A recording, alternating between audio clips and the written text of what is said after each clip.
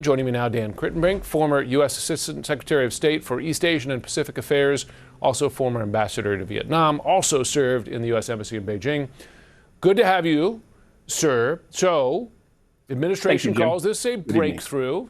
Is it more a breakthrough or a truce?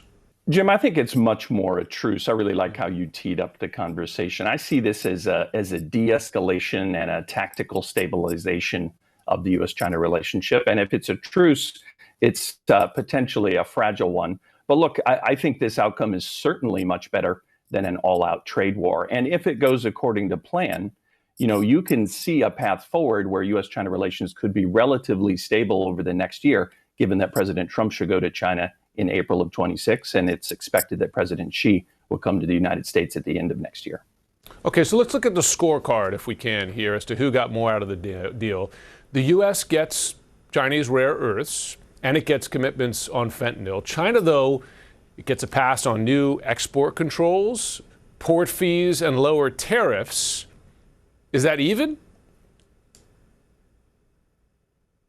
Well, look, Jim, I think both sides wouldn't have agreed to this deal if it wasn't in, both sides' interest. I think the president can tout the grain purchases, the lifting of the restrictions on rare earths. I think he can also tout that China has pledged they're going to crack down on the flow of precursor chemicals that are fueling the fentanyl and the opioid crisis in the United States. And to your earlier point, look, both sides believe they have leverage over the other. Both sides are pretty confident that they've got escalation dominance. And I think both sides have proved they know how to hurt one another. So I think both sides can sell this domestically as a good deal. But again, as a tactical, short-term de-escalation.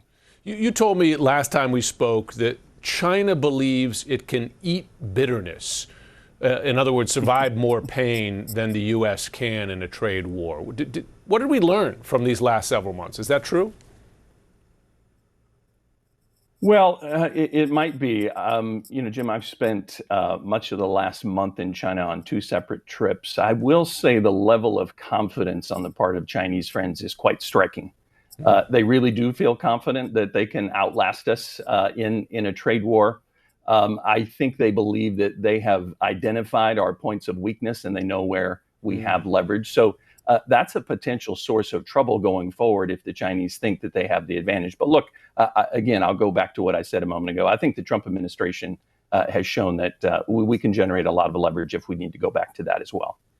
The timing of this struck me as notable because it's a year. Now, a year gets you just about, but not quite to, the U.S. midterm elections, which matter to this president here. And he knows, and China knows, the political impact of, for instance, China having suspended those soybean purchases, for instance, that impacts farmers in states that matter for him. So that's leverage that China retains, and retains at quite a key moment, does it not, for the Trump administration? Well, sure, Jim. And, but again, on the flip side, the U.S. can always, go back to its toolkit and the trade weapons that it's used if necessary as well. I guess the way that I see it is both sides have essentially bought themselves some time here. I would predict U.S.-China relationship is going to be relatively stable for at least the next 6 months as President Trump prepares to go to China. In addition to having that stability, you would think that there's more leverage to potentially negotiate a more far-reaching trade deal. It's interesting. Secretary Bessent has this three-point frame he always talks about. He says, we're first going to de-escalate. Secondly, we're going to focus on commercial purchases. And third, we're going to try to get to broader structural trade talks. The problem is in this first year thus far, we've really not gotten any further than the de-escalation phase. But perhaps this agreement can get us beyond that so we can focus on the longer-term issues.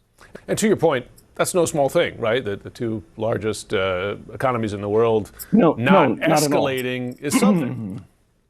For those who would criticize this deal as not being ambitious enough, I would say it's certainly much better than where we've been previously this year, when both sides were fighting a tariff war and a supply chain war, and we saw a real negative impact on the stock and bond markets as well. So we're certainly in a better position than we were then. And look, I think as a near-term de-escalation, I think this is a good deal for both sides.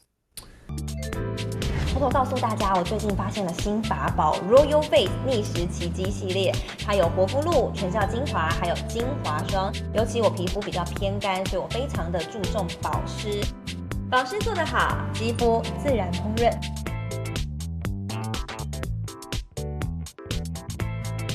提亮肤色更年轻，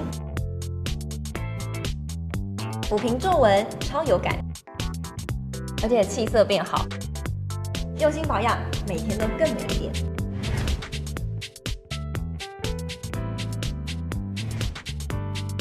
美吧。